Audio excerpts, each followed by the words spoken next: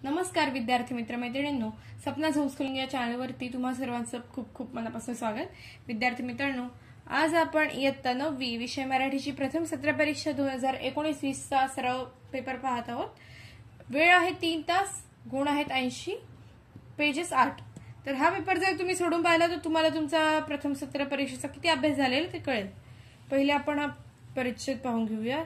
तुम्ही सरळ हळूहळू स्क्रीनशॉट मारा म्हणजे तुम्हाला कळेल, नाही तुम्ही वाचून पण घेऊ शकता व्हिडिओ पॉज करून। एवढा मोठा याचा पॅसेज आहे। त्याचा प्रश्न पाहूया आपण। प्रश्न पहिला आहे अ, खालील उत्तरा वाचून दिलेल्या सूचनेनुसार कृती करा। अ, आकृतीबंध पूर्ण करा। अनुताईंची त्रिसूत्री, कोणती कोणती सूत्रे ती लिहायची। ब आहे आकृती पूर्ण करा। आदिवासींना शिकवताना दिसून आलेल्या अनुताईकडे 2 गोष्टी, कोणत्या 2 गोष्टी दिसून आल्या होत्या त्या लिहायच्या आहेत। आता हा आपला परिच्छेद आहे। खाली आहे प्रश्न दुसरा अ, चौकटी पूर्ण करा। पहिला, कोसबाडच्या टेकडीवरील समय म्हणून ओळख। दुसरं, आयुष्याचा पाया भक्कम करणारे। तिसरं, भाकरीच्या शोधात आयुष्य गमावणारे। आणि चौथा आहे प्रसिद्धीचा हव्यास नसलेल्या। पुढचा प्रश्न आहे ब, कोसबाडच्या कार्य करताना दिसून आलेल्या अनुताईंची रूपे। तिसरं अ, त्रिसूत्री या सामासिक शब्दांचा विग्रह लिहा। ब, उपयुक्त या शब्दासारखे 2 उपसर्गयुक्त शब्द लिहा। पुढे आहे स्वमत लिहा। शिक्षणापासून वंचित राहिलेल्या मुलांसाठी तुम्ही काय उपाययोजना करू शकता।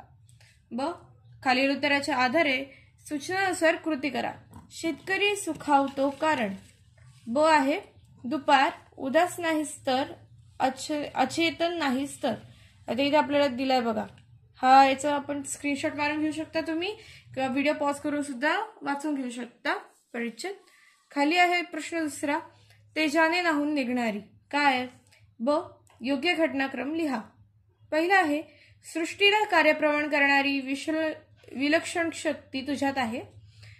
दुसरा आहे सगळीकडून येणाऱ्या त्या पाण्याचा ओहळ होतो। तिसरा आहे दुपारच्या काही लीन सुरू होते विघटन।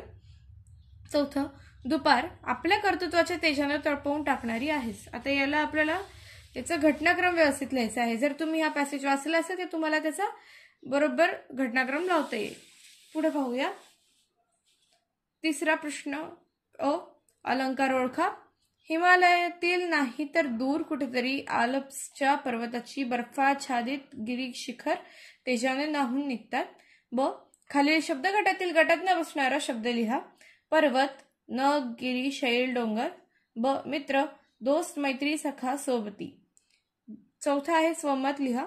बिघडलेले निसर्गचक्र याबाबतचे तुमचे मत लिहा। क, खालील उत्तरा वाचा व सूचनेनुसार कृती करा। कृती सोडवा। अ, मित्राला जाणवलेला बगळ्यातील फरक। आणि पुढचा आहे ब, मुद्द्यांच्या आधारे फरक लिहा। मुद्दे, चोच, अवतीभोवती ठिकाणे, जगाच्या पाठीवर आढळतो ती ठिकाणे। आता याचा गाय बगळ्याचा फरक लिहायचा आणि छोट्या बगळ्याचा फरक लिहायचा आहे। आणि हे सगळे आपल्याला खाली उतारा दिलेला आहे, याच्यावरनं यांची उत्तरे लिहायची आहेत।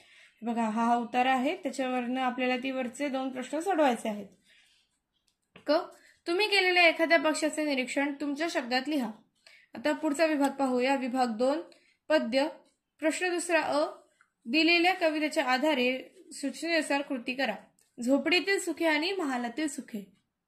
पुढे आहे कृती सोडवा। महाल, झोपडी, महालात चोऱ्या होतात आणि झोपडी चोऱ्या होत नाही। आता यांची कारणं दिली आहेत, आपलं कारण लिहायची आहेत दोघांची सुद्धा। आता हे बघा इथे आपल्याला कविता दिलेली आहे, या कवितेवरनं लिहायचं आहे। पुढे आहे कृती सोडवा। झोपडीत येणाऱ्यांसाठी कवीने व्यक्त केलेल्या भावना, 4 भावना लिहायच्या आहेत। रोज गावे आणि देवांचा देव कोण आहे तर ते लिहायचं आहे।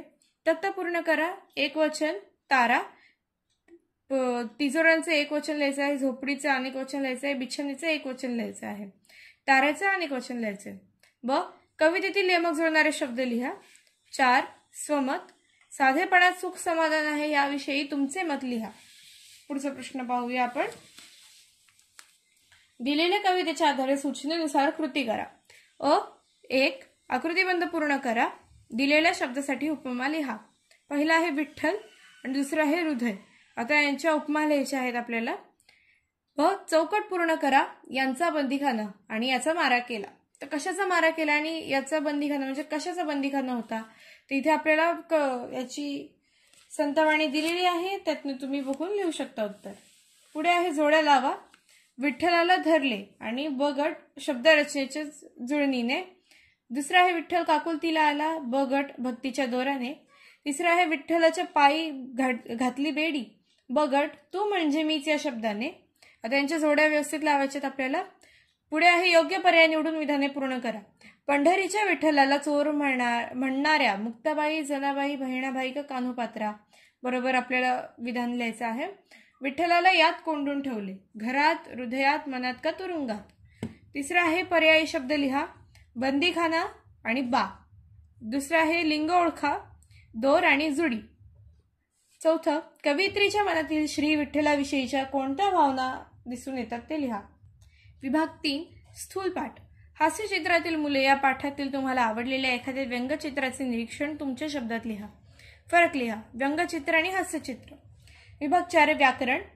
अलंकार. उपमेय व उपमान यात साम्य. उपमेय. उपमेय हे उपमानच आहे असे मानणे. तर अलंकार आणि त्याचं उदाहरण लिहायचं आहे. ब अव्यय ओळखून प्रकार लिहा. वाक्य. झाडाखाली पारिजातकाच्या फुलांचा सडा पडलेला होता. विशेषण. विशेषांच्या जोड्या लावा. थोर, विशाल, सुरेख, निस्वार्थी, सेवा, मिलाफ, सागर, शिक्षणतज्ञ. पुढे आहे संधी सोडवा. छोट्याशा आणि देवालय. याची संधी करायची आहे आणि याची सुद्धा संधी करायची आपल्याला. अर्थपूर्ण शब्द लिहा. कण, खरपणा. पुढे लेखन नियमानुसार अचूक शब्द लिहा. बंदीखाना, बंदीखाना, बंदीखाना का बंदीखाना. यातला अचूक शब्द कोणता आहे तो निवडायचा आहे. आशीर्वाद, आशीर्वाद, आशीर्वाद का आशीर्वाद. यातला कोणता शब्द बरोबर आहे तो आपल्याला निवडायचा आहे. रस ओळखा. खबरदार जर टाच मारुनी जाल पुढे चिंधड्या, उडवीन राई राई एवढ्या. उ दोन भिन्न शब्द जोडून दोन जोड शब्द लिहा. भूमी, भूमी, मान आणि मान. तर पुढे पाहूया आपण. ए वाक्प्रचारांच्या जोड्या लावा. खांदे पाडणे, एकसारखी बडबड करणे, टकळी चालणे, मग्न होणे, लुप्त होणे, चूर होणे, नाहीसे होणे, निराश होणे. यांच्या जोड्या लावायच्या. खाली विभाग 5 उपयोजित लेखन. पत्रलेखन. Ambika general stores, Mahalakshmi road, Kolhapur 416-002. सर्व नामांकित कंपन्यांचे शैक्षणिक साहित्य, सरकारी कार्यालयासाठी आवश्यक साहित्य आणि उत्कृष्ट दर्जाची खेळाची साधने. वरील सर्व वस्तू मिळवण्याचे एकमेव ठिकाण. आमची वैशिष्ट्ये. सवलतीच्या दरात वस्तू घरपोच देण्याची व्यवस्था. संपर्कासाठी फोन नंबर 9960xxxx. शालेय वस्तू भांडारासाठी स्टेशनरी मालाची मागणी करणारे पत्र लिहा किंवा स्टेशनरी माल खराब दिल्याबद्दल तक्रार करण्याचे पत्र लिहा. सारांश लेखन. खालील परिच्छेदाचे वाचन करून 1/3 इतका सारांश लिहा. आता हा परिच्छेद वाचून घ्या, मग याच्यावरती आपण सारांश लिहू. कथालेखन. 80 ते 100 शब्दात कथालेखन करा. पावसाळ्याचे दिवस, सगळीकडे पाणीच पाणी, नयांची पेपरला जायची घाई, वृद्ध महिलेची मदतीसाठी याचना, कोणीच मदत करेना, पुस्तकातील पाठ आठवला आणि माणुसकीचे दर्शन. आता कथालेखन झाल्यावरती जाहिरात लेखन करायचं आहे. दीपावलीसाठी अन्नपूर्णा महिला बचत गटाने खास फराळाचे पदार्थ बनवले आहेत. त्यांची विक्री करण्यासाठी जाहिरात तयार करा. दुसरं, तुम्ही वाचलेल्या एखाद्या गोष्टीच्या पुस्तकाबाबत तुमचा अभिप्राय लिहा. लेखन विभाग. खालील चित्राचे निरीक्षण करावं, त्या घटकावर आधारित आत्मवृत्त लिहा किंवा मुद्द्यांच्या आधारे निबंध लेखन करा. मोबाईलचा वापर. मोबाईल नसता तर माहितीचे साधन, मनोरंजनाचे साधन, अतिरेकी वापर, सुसंवाद संपला, आरोग्यावर घातक परिणाम. अशा प्रकारे आपण आपला व्हिडिओ इथे संपवला आहे. जर हा व्हिडिओ आवडला असेल तर लाईक करा, शेअर करा, कमेंट करा. सपना होमस्कूलिंग चॅनलला सबस्क्राईब करा. भेटूया नेक्स्ट व्हिडिओमध्ये. तोपर्यंत बाय बाय.